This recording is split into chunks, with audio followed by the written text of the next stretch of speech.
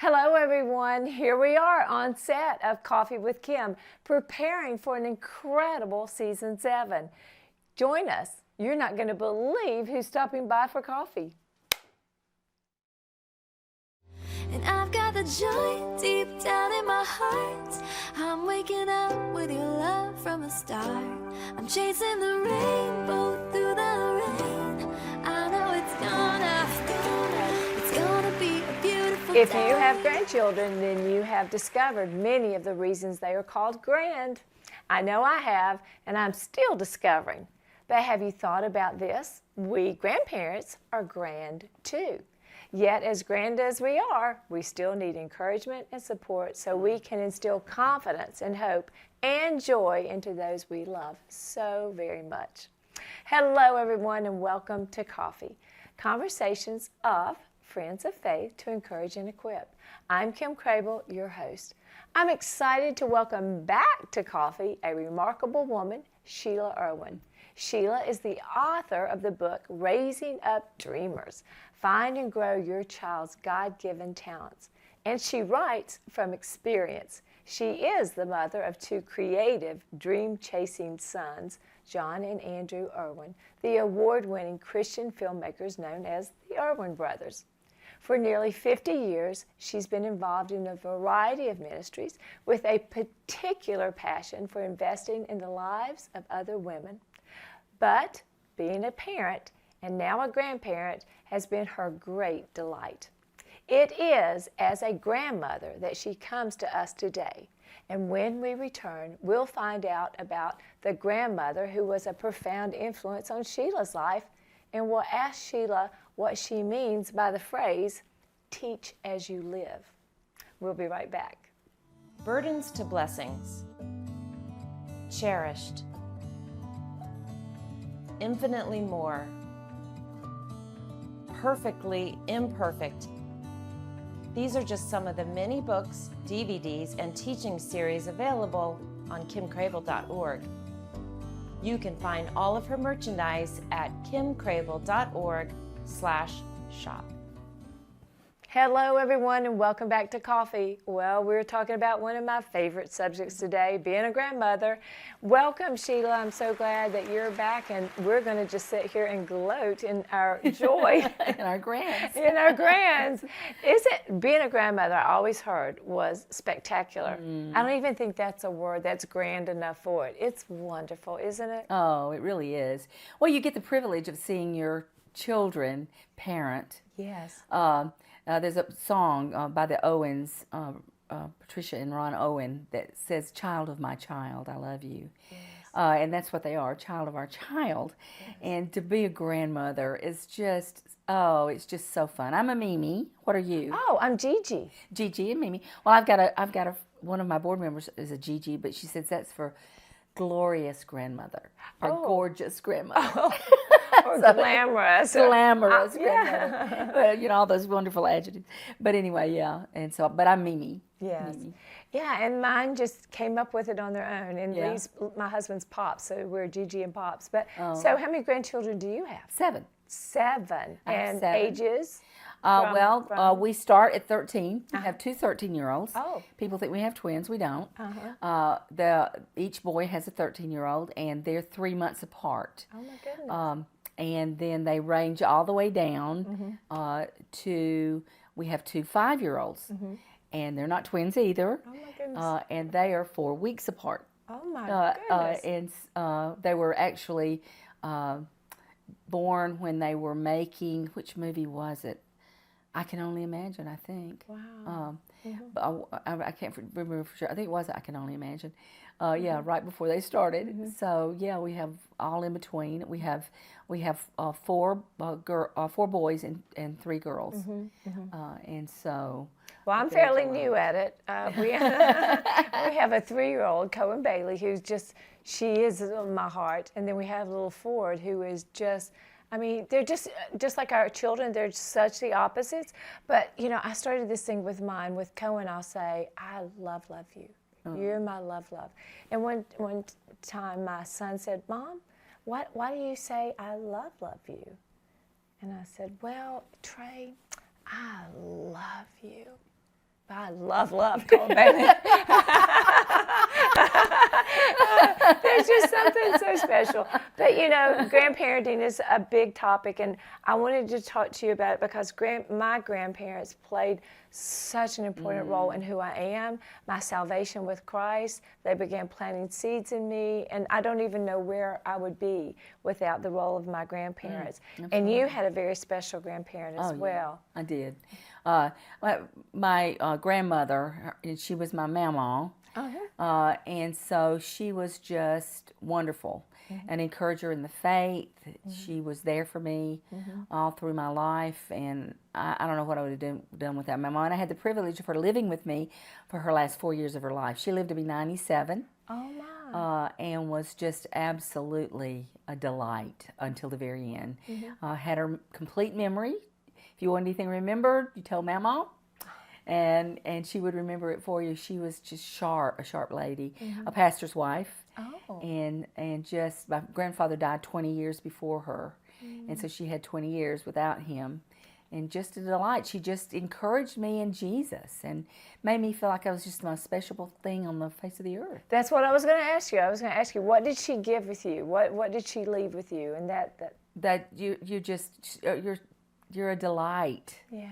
And you matter. Yeah. You're special. She would light up when I would come in the room. She was just there for me and encouraged me in the Lord. Every night before the last year of her life, every night she and I would pray together. And I would go in and have prayer with her before she'd go to sleep, because by that time she wasn't able to get up a whole lot. She was mostly in a wheelchair at that point. She had myasthenia gravis. And she was just, I just felt like I was just the most wonderful thing when I was with her. Oh my goodness. My grandfather would say to me, and I think he knew that I wouldn't be with him forever because I began my life with him. But he would always say to me, Kim, I love you so much, but there's someone who loves you even more than I can. And his name is Jesus, and he'll always go with you. And those words would just ring through my head through some of the darkest and hardest times of my life. So grandparents can make a difference. Yes. And that's what I want to talk about today. And you have this 30-day of prayer for moms and grandmothers. Yes. And I want to talk about that. Why did you do this? Well, I just started on my Facebook page and on my website of doing one day at a time, really. And so I thought, well, I think I'll do 30 days because it was becoming very, very popular with the grandmothers. It's moms and grandmothers. So a lot of people will get 2 books, and mom and grandma will have one at the same time, and we're praying for the same thing. Right. It's so easy to say, oh, I'll pray for you, and not to pray, or to pray sporadically. But the 30 days, and you can start it over. After 30 days, start back over again. Right. With specific scriptures and specific things to pray for that day, for that child. And I know I just told my 2 oldest grandchildren are 13, a girl and a boy, and I was telling them, I'm praying for your mate. Because it's one of the things my mama did. She prayed for my mate fervently.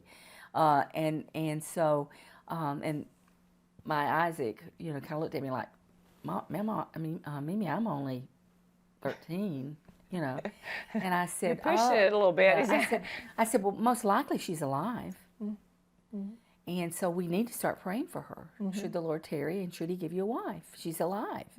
So we need to specifically start praying for her salvation, first of all, and then for specific things that we would pray for. So my mama did that for me as well. But specifically praying for things together, for the mom or mother-in-law or and daughter-in-law, to pray together, to have specific things that we're praying for that child on a daily basis. And not only will this, of course, be prayerful for the child that you're praying for, but it brings the adults together. Yes. You're praying together, and that there's so many good reasons to do this. Yes. So many things to talk about, but let me move on quickly. What does it mean when you talk about teach as you live? What do you explain that to us? Okay. I think sometimes we think we got to stop and have a Bible, bring out the Bible and all the all the notes and all the commentaries, and sit down with our grandchildren. And I'm not saying that that's not something we need to do sometimes, maybe, but you don't have as much time with your grandchild as you had with your children. Yeah. And so we teach principles as we're going, and we did that with our boys as well. Yes. Whatever opportunity came up of, oh, that's a great teaching moment, let's talk about that, or whatever thing that's going on, you're teaching as you're going, as you're just doing life together. You're teaching about Jesus and about the Scriptures and encouraging them in the Scriptures.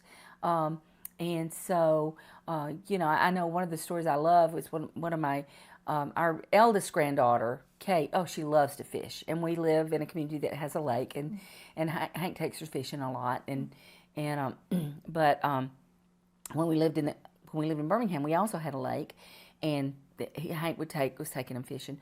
Well, our second grandson, Ethan, he said, "I've never caught a fish, Granddaddy. I don't want to fish."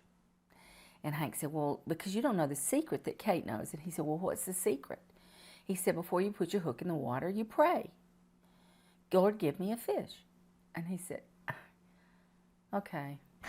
So he went over, he put his hook in the water, and he said, "Lord Jesus, would you give me a fish?"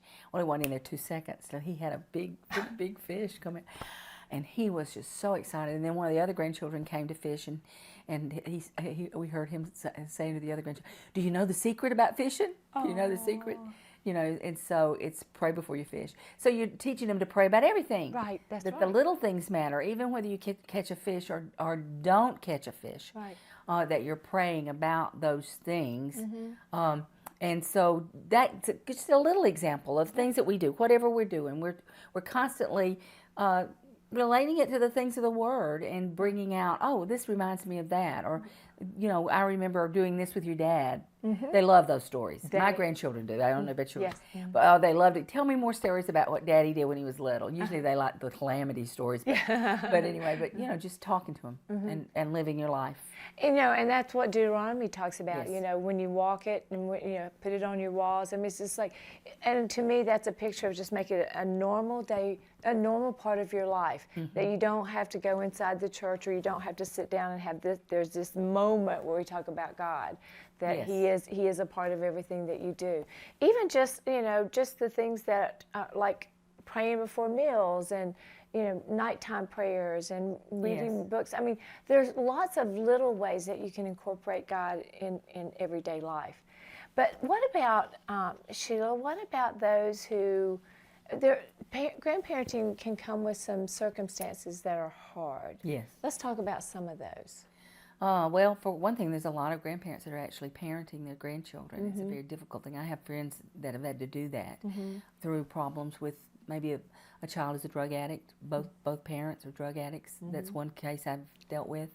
But other things, for other reasons, maybe it's financial, but they end up actually parenting the grandchild. So it's very difficult for them to get to be a grandparent. Yes. Because they're parent and grandparent. That's hard.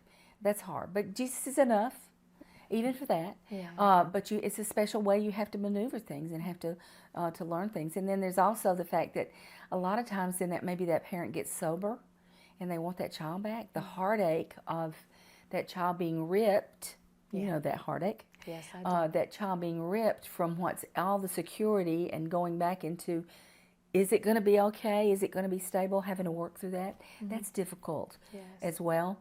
And then there's the grandparent that just, the grandchildren live far away. Yes. Thank goodness for the communication age that we live in. FaceTime, isn't it wonderful? And I have a portal. I don't know.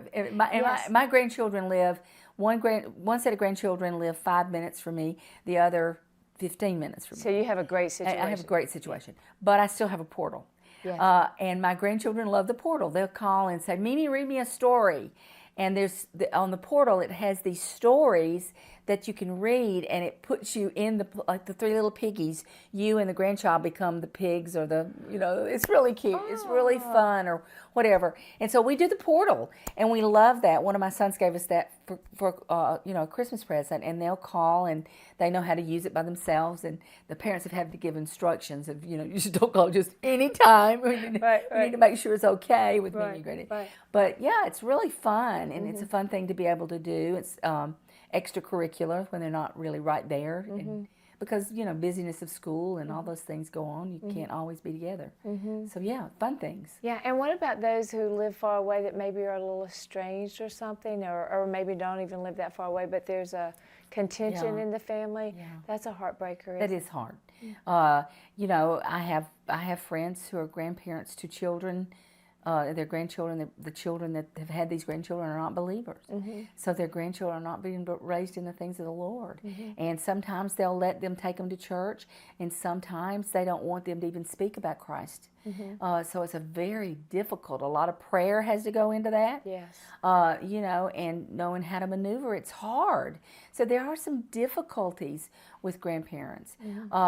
And the far away thing, one of the things that we discovered, I used to own a travel agency, so we traveled the world, and because of that, I used to buy all these cute little souvenirs for all my grandchildren. That gets a little pricey by the time you got 7, and then you don't ever see it again. It's like they're excited when you get home, but you don't ever see it again. Well, one time we were in, I think, Hawaii, and I decided, you know what I'm going to do? I'm going to buy every grandchild their own postcard, and I'm going to mail it to them.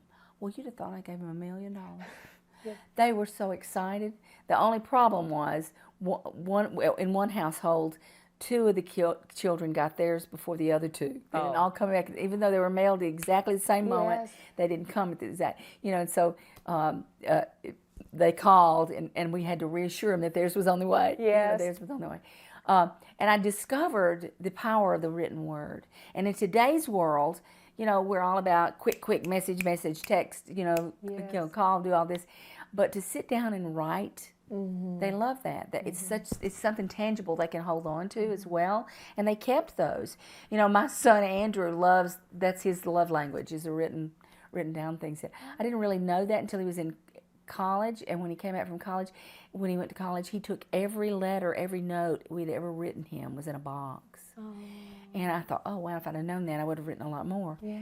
But my husband Hank started with our sons and with our daughter-in-laws and the grandchildren as well, periodically writing them a letter and telling them what's special about them, encouraging them in the Lord. In fact, I remember calling one of my daughter-in-laws. I said, "What are you doing?" She said, "Crying my eyes out." And I said, "Why?" And she said, "Because I just got a letter from Dad. And it was the most wonderful thing in the world. I've never been so encouraged in my entire life." So we never know. Those little notes of encouragement, that card, or those kinds of things. Get a portal. If you're not close by, you can FaceTime as well. You can talk on the phone. You can text a message, but make sure you're communicating with your grandchildren at all times. And find a way. If they're not close to you, distance can mess with your mind a little bit. Find a way to remember to pray for them. I want to show you one of my little secrets that I keep right beside my bed. So here's the first socks of my little granddaughter, and here's the socks of little Ford. Of course, they can't wear those now. But these stay right beside my bed. So every morning when I roll over to get out of bed, I see them, and I remember to pray for them. So these just little practical ways that I feel so engaged in their life. I need reminders. We talked about being visual. So they're just ways that I can go, okay, they're there, I love them, and just ways to pray for them. And to make a difference, like what you talk about. The things about grandparenting is that we really do make a difference in their lives if we choose to. What is one of the greatest ways that what do you want to instill in your grandchildren? What are you working toward? I want them to fall so in love with Jesus.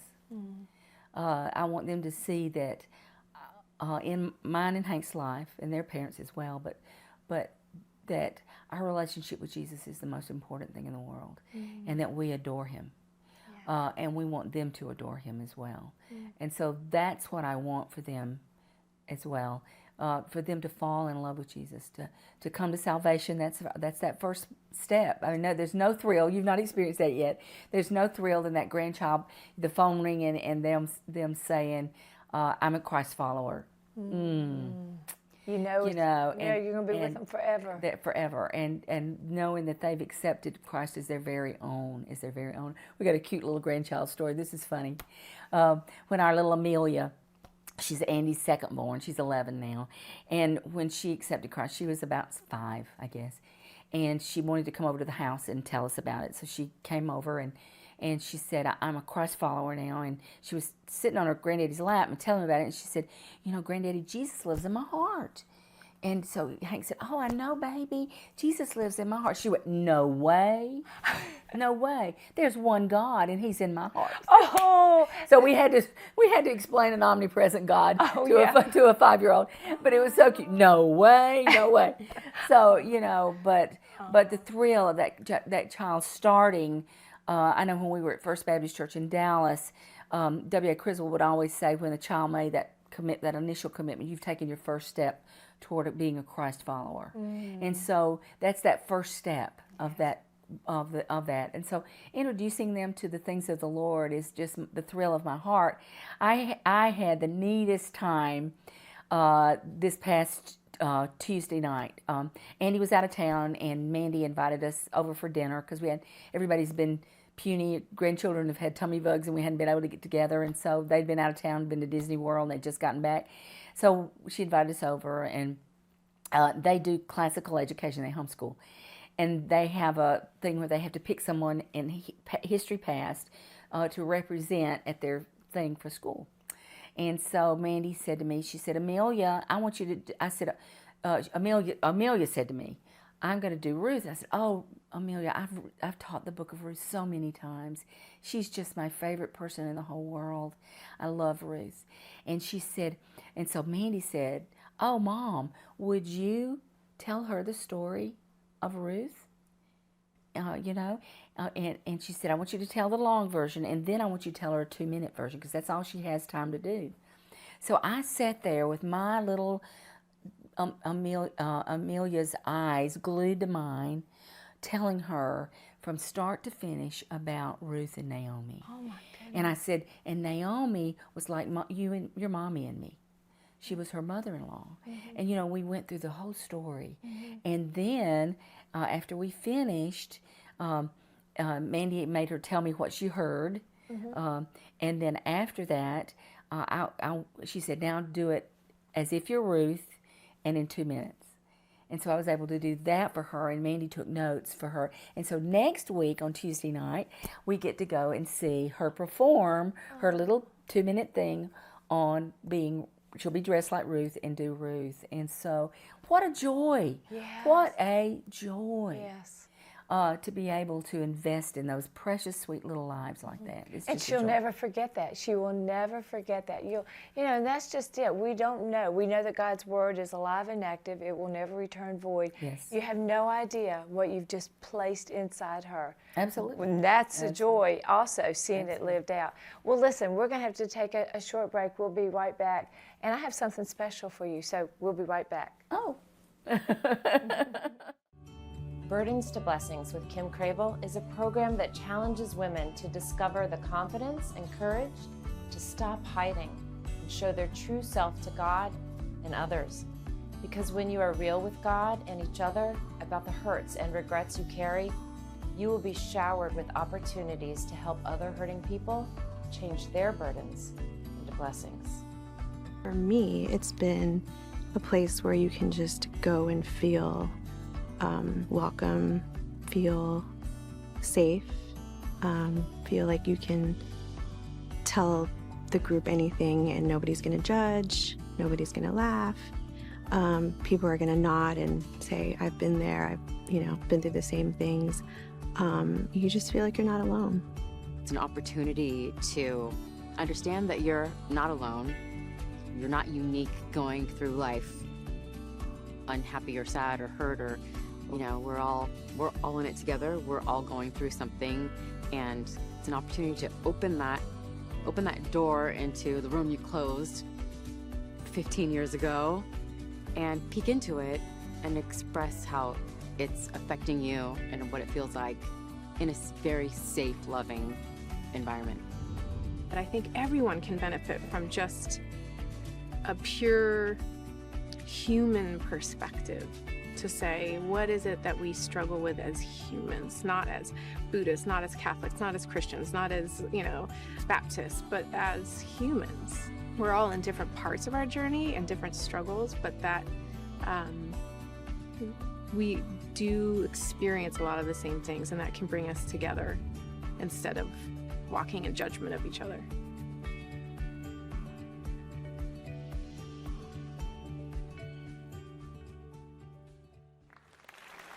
Hello, everyone, and welcome back to Coffee.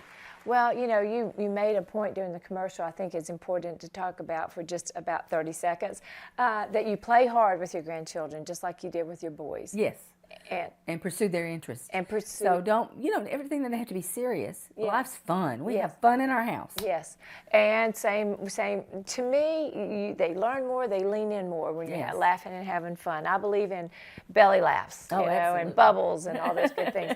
Well, Sheila, here's something that I like to do with my guests, my special guests, is I like to try to find a way to honor them. Oh. And so when I was thinking about you, I thought about your husband, because you're such a family woman, and I love that about you. So I reached out to your dear Hank and I asked him, I said, what do you love about this woman? And I want to just read some of what he said. Yeah. Use a sock. No. He says, we're celebrating our 50th anniversary this year. Congratulations. In June the 8th. 50 years. Says, before we got married, I prayed that I would find a girl with an extraordinary love for Jesus. I prayed that for 2 years. And along came Sheila. And along Sounds came, like a song. I know. And along came Sheila. She was the sweetest thing, and she did love Jesus. She loved the Bible. She loved going to church. She had that extraordinary love for Jesus. In 50 years, she has been the same. Oh. Never changed course, never faded away, never let anything shift her. She still has that extraordinary love for Jesus, and she shows it every day, and I love her so. Oh, wow. How sweet. I want that.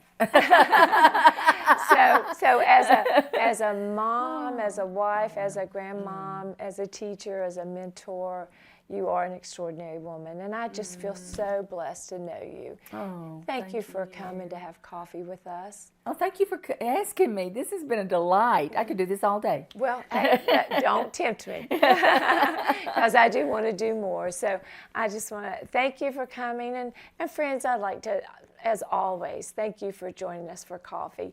I always feel so honored to be invited into your home, and I hope that you'll pass along something from today's conversation that will affirm a grandparent that you know, because we all need it. And as always, I look forward to seeing you on our next coffee for what I hope will be another encouraging and equipping conversation. So we'll see you next time, friends. Bye-bye.